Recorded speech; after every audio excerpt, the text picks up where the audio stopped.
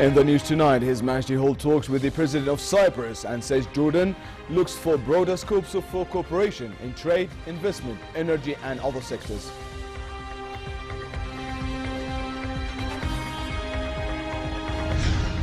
Over 100 people leave a rebel-held suburb of Damascus, and the world's chemical weapons watchdog says the suspected use of chlorine gas in Aleppo is disturbing.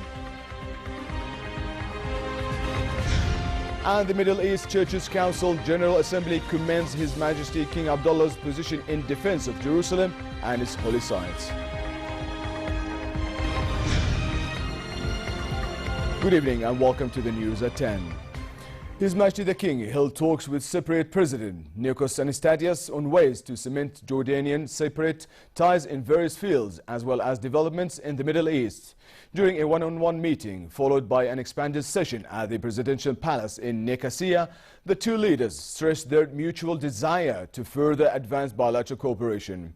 They agreed to build on the outcome of a visit to Jordan by the Cypriot leader last year and follow up on a Jordanian-Cypriot Economic Forum held in Jordan during the President's trip, which resulted in the signing of understandings and agreements between the business community in the two countries. In remarks at the start of the plenary session, King Abdullah said Jordan looked forward to broadening scopes of cooperation, particularly in trade, investment, energy, information technology and tourism sectors. Mr. President, my dear friend, ladies and gentlemen, on behalf of myself and my delegation and the people of Jordan, I am truly delighted to be here in Cyprus, to be among friends and colleagues, to visit your beautiful country, and very, very proud of the wonderful relations that have existed for years between our two nations, but have grown, I think, in leaps and bounds over the years, and even more so in this very short period of time, with a flurry of visits that have happened between our two countries, especially since the last time that we met in Jordan recently, and the relationship and the friendship that has developed between you and I, and the tremendous support that you have shown Jordan in the challenges that we have faced with the issues of the refugees. Your strong voice of yourself, Mr. President, but also of Cyprus with the challenges that we're facing with the challenges of the refugees. Your support inside the European Union has been greatly appreciated by myself and the government and the people of Jordan. We're very encouraged with, obviously, the increase of economic cooperation between our two countries. I think the presence of the embassy here now is I think, a testament to how we're moving through that. But I think that what binds our two countries together at this stage is the challenges of the regional turmoil, which brings us shoulder to shoulder in a way that I think will strengthen Jordan and Cyprus for generations to come. And I have seen the maturity of how our different colleagues have come together and being able to look towards the future with clear understanding and with strength and vision in understanding the dangers that lies for generations to come. And I'm very grateful to all your colleagues for working very closely with us, and you mentioned in that the Aqaba process. And so we have a strong partner in Cyprus when we look at global threats. As for the regional turmoil, you've mentioned the issues of refugees. Again, you have been very gracious in Cyprus to be able to help us in many different levels, and I know that we will have the opportunity to talk about a lot of these issues throughout lunch, and the role that Cyprus has been playing in being able to extend the strong voice of Jordan through you to the EU about looking at relaxing the rules of origin in certain countries to be able to help us ease the suffering that not only the Syrian refugees are going through, but the people of Jordan. We are looking forward to the recent flurry of activities in Syria, and we hope that that will alleviate the situation and hopefully move the issues in the right direction. But we're also not naive to believe that there are quick fixes in Syria or in Iraq. but that we have to at least continue to try and move people towards the light. Cyprus also plays a very important part in being a strong voice for reconciliation on the Israeli-Palestinian issue. You and your government have been a strong voice in trying to bring like-minded people together and bring this solution to the forefront. And we appreciate your country's role, and I know that we have had some exchanges for that. And again, I hope that we will have an ability to discuss that in further details here. We've had a strong position historically dealing with the Cyprus issue, and you will always get a strong position from us, and we will never abandon our friends. And so we are very delighted to always be standing shoulder to shoulder with our dear brothers here. I look forward to discussing a lot of issues during this meal. I think the Prime Minister is looking at a lot of regional projects that we're interested in with you, developing with your colleagues many issues that will bring our countries closer together. But most importantly, I think that what has been unique about the relations between our two countries is the people-to-people contacts. We talked briefly about tourism to begin with at the earlier meeting that we had. But at the end of the day, Jordanians hold the Cypriot people in very high esteem and warmth in their hearts, and I know that that goes both ways. I am just truly delighted to be here in the company of good friends and good colleagues, and I only know that looking forward that the future will be one of very strong warmth and friendship. The Cypriot leader said Jordan and Cyprus shared the common goal of achieving peace and security in the turbulent region. The two countries, he said, are concerned about rising terrorism and civil wars in the region. Your Majesty, Excellencies, it is an honor and a pleasure to welcome you to Cyprus, a country with which Your Majesty, you share personal, long-lasting family links with your great-grandfather, Sharif Hussein, the Emir of Mecca and King of the Hejaz, residing in Cyprus between 1926 to 1931, following his exile by the British, and your grandmother, great-grandmother, the wife of King Sharif Hussein, being buried in the Hala Sultan Tekke. Your Majesty, your visit, following the one I recently held in Jordan, marks another crucial milestone of our bilateral relationship and creates a strong momentum for further deepening and our cooperation. Over the last years, Cyprus and Jordan have been writing a new chapter in the history of their relations. Our relations extend now beyond the geographical proximity that we share. They are founded on the friendship of our peoples as well as our close personal relationship, for which I am honored, our historical ties and our common objectives for the present and the future. And I have no doubt that the recent opening of the Jordanian embassy in Cyprus will positively contribute towards this end.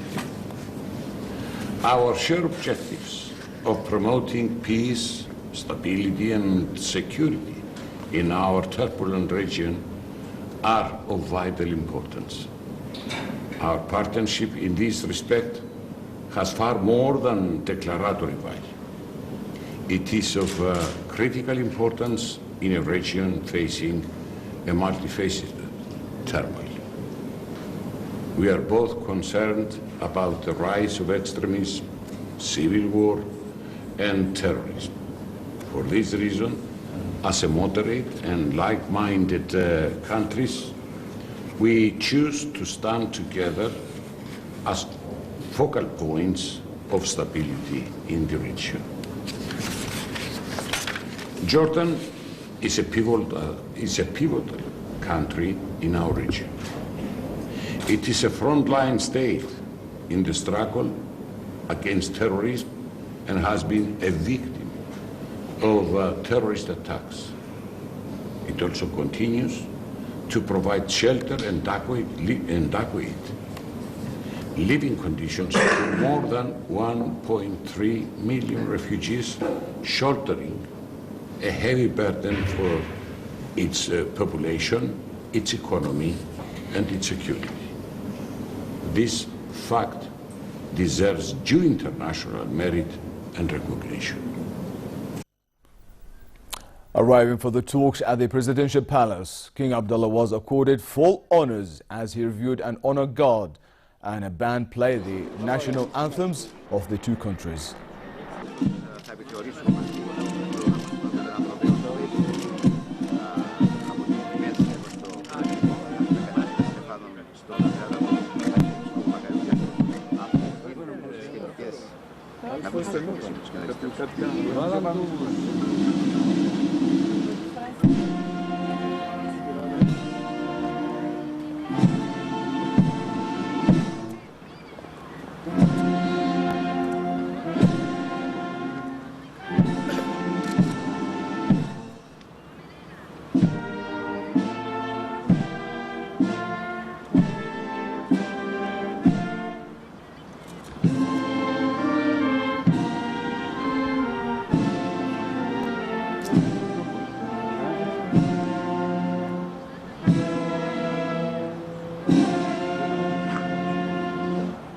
Middle East church leaders concluded a three-day meeting in Amman and asked political decision makers locally, regionally and internationally to intervene to stop wars and refrain from supplying weapons to terrorist organizations. The Middle East Churches Council's 11th General Assembly elected new presidents representing the 4 Christian denominations as well as the Secretary General. In a statement, the church leaders called for a political solution to the Syrian crisis and urged the provision of the necessary support for the return of displaced civilians, particularly the Christians in Mosul and Nineveh in Iraq. In a statement, the leaders called for the speedy election of a president in Lebanon to stabilize the country and also urged the Arab states and the world community to bear the responsibility in assisting refugees in Syria and in host countries. They expressed support for the just cause of the Palestinian people and their right to set up a state as well as the return of Palestinian refugees according to UN resolutions. The Middle East church leaders appealed to international organizations to intensify efforts to secure the release of all kidnapped people, particularly Aleppo bishops Boulos Yazizi and Yohanna Ibrahim. The heads of the churches noted Muslim-Christian harmony in Jordan, which they said is a unique model in a turbulent region, and recognized His Majesty King Abdullah's efforts as custodian of the holy sites in Jerusalem. Patriarch of Jerusalem and all of Jordan and Palestine, Theophilus III, thanked Jordan for its stance towards the Jerusalem holy sites. Well, it is the Hashemite Kingdom of Jordan has undertaken the responsibility to take care of the holy places, especially the Islamic and Christian holy sites. And they have committed themselves, and this is also part of the agreements, international agreements that have been made, and they continue to honor and their commitments. Over 100 people left the rebel-held Damascus suburb of Mu'addamiyya. The move took place after the surrender of neighboring besieged area. The Syrian government said it expected to reach an agreement with rebels in Mu'addamiyya, leading to a reconciliation in the city without civilians having to leave. The United Nations and aid organizations have criticized the evacuation of Daraya and other besieged areas. In the city of Aleppo, the world's chemical weapons watchdog chief said the group will investigate suspected use of chlorine gas in an opposition area. He called reports of the gas attack disturbing. More in this report. The world's chemical weapons watchdog will probe a suspected chlorine gas attack in the Syrian city of Aleppo. Rescue workers in the area controlled by rebels say no one died, but 80 people suffocated. Chief of the Organization for the Prohibition of Chemical Weapons, Ahmed Uzumtu. The more recent reports on the use of chlorine are disturbing, and the OPCW will use every possible information to inquire about those allegations. The Syrian military denies it was behind the attack and says the accusations are an attempt by rebels to divert attention away from their defeats. The UN Security Council will discuss a report by the United Nations and the Watchdog Group that blames Syrian government forces for previous toxic gas attacks. The findings will set the stage for a showdown between the 5 countries with veto power, likely pitting Russia and China against the US, Britain and France over how to respond. Turkish President Tayyip Erdogan said his country is conducting the largest operation in its history against Kurdish militants in its southeast. He said the removal of civil servants with links to the Kurdistan Workers' Party (PKK) is a key element of the fight. Erdogan said in a speech to provincial governors in Ankara that steps were being taken to purge supporters of the PKK in public institutions.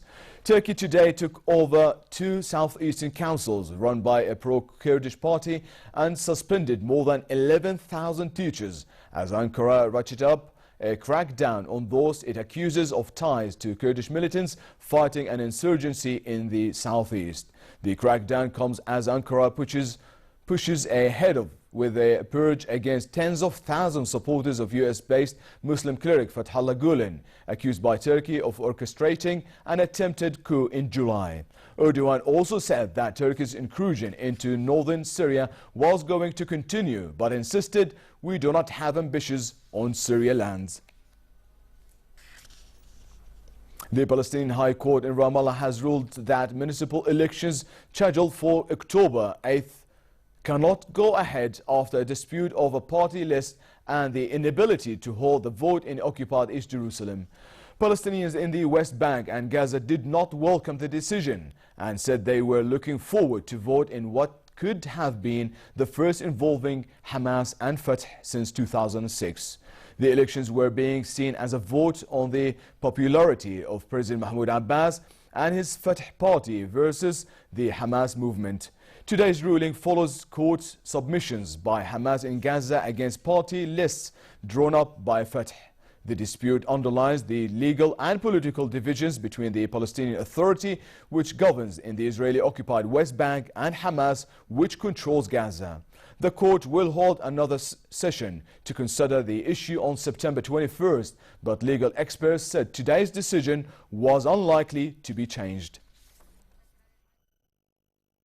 This is a court decision. It's too early to discuss the details about it, but yes, I can confirm that there was a court decision to freeze the process, but that doesn't mean it's the end of the process itself, and then the court will continue and then come up with further findings when they have their second hearing.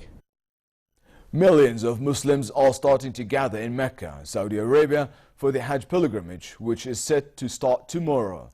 For a religion that has over 1.5 billion followers, there are always more people who want to perform the Hajj, one of the 5 pillars of the faith, than Mecca can handle. The city receives 20 million visitors annually, but around 3 million of them visit the city during the annual pilgrimage. The mayor of Mecca says he hopes Mecca will be able to receive 4.7 million visitors during the Hajj in the 3 years' time. The kingdom also has an ambitious plan to expand the holy mosques, widen roads, and build trains and other transport infrastructure. The holy mosque has already been expanded from 300,000 to 1.5 million square meters. Its capacity has jumped from 600,000 worshippers to 2 million. British officials say work will begin this month to build a wall along the approach road to the French port of Calais to try to stop migrants from jumping aboard trucks bound for Britain. Security is to be stepped up in Calais, home to the so-called jungle camp where thousands of migrants fleeing war and poverty in the Middle East and Africa hope to cross the English Channel to Britain. A local official said the project would be completed by the end of the year. The wall is expected to be 4 meters high and to be built along both sides of a 1 kilometer stretch of road.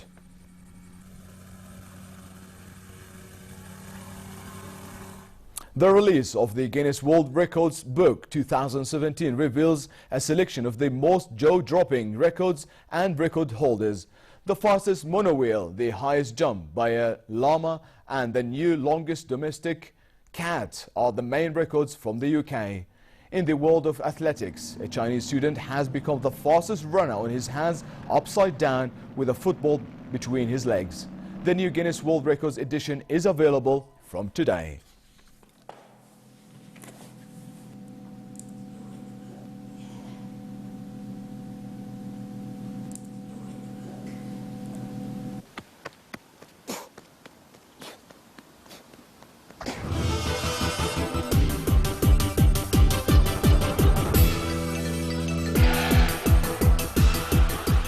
Lionel Messi scores from the penalty spot while wearing a blindfold in a challenge against Spain's Paralympic blind football team as UNICEF marks its 10-year anniversary working with the Spanish club. Barcelona forward Messi showed he can even score blindfolded when he put up to the challenge. The Argentine and some of his teammates took part in penalty shootout in Barcelona. Barca had 3 attempts and Messi was the only one to score to 1-1 draw in the penalty shootout against Spain's Paralympic team. UNICEF marked the 10th anniversary of its partnership with Barcelona at an event in New York.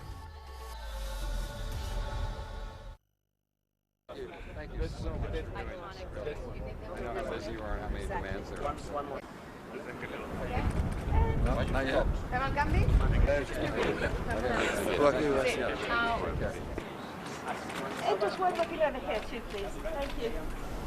Japan's Kai Nishikori overcame second seed Andy Murray for a grueling 1-6, 6-4, 4-6, 6-1 and 7-5 victory to reach the US Open semifinals. Nishikori, who became the first Asian man to reach a Grand Slam final when he finished runner-up at the 2014 US Open, broke the Scotsman in the 11th game of the 5th set with a brilliant reflex volley and served out to complete the comeback triumph. The 6th-seeded Nishikori will meet double Grand Slam winner Stan Wawrinka in the last 4 at Flushing Meadows.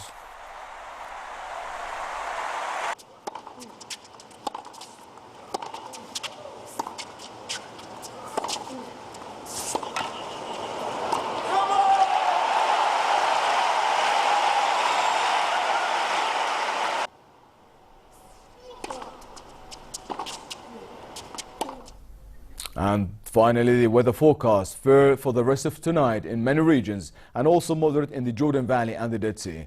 A slight rise in temperatures is expected tomorrow. Therefore, it will be relatively hot in the hilly areas and hot in the Jordan Valley and the Dead Sea with northwesterly moderate winds. Temperatures will hit mid-30s in Amman. The Gulf Aqaba should expect a hot day Friday with northerly moderate to brisk winds and somewhat choppy seas. Next are the lows and highs for tonight and tomorrow.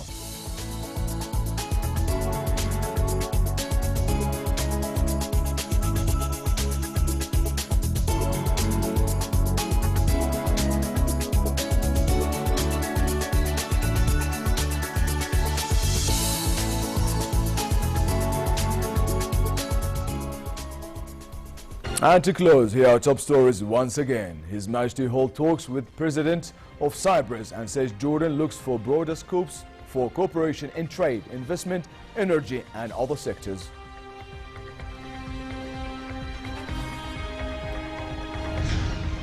Over 100 people leave a rebel-held suburb of Damascus, and the world's chemical weapons watchdog says the suspected use of chlorine gas in Aleppo is disturbing.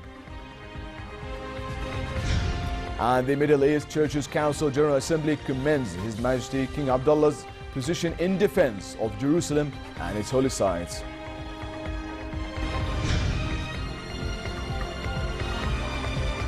And with that, we come to the end of tonight's news. I'm Balkar. Have a lovely weekend.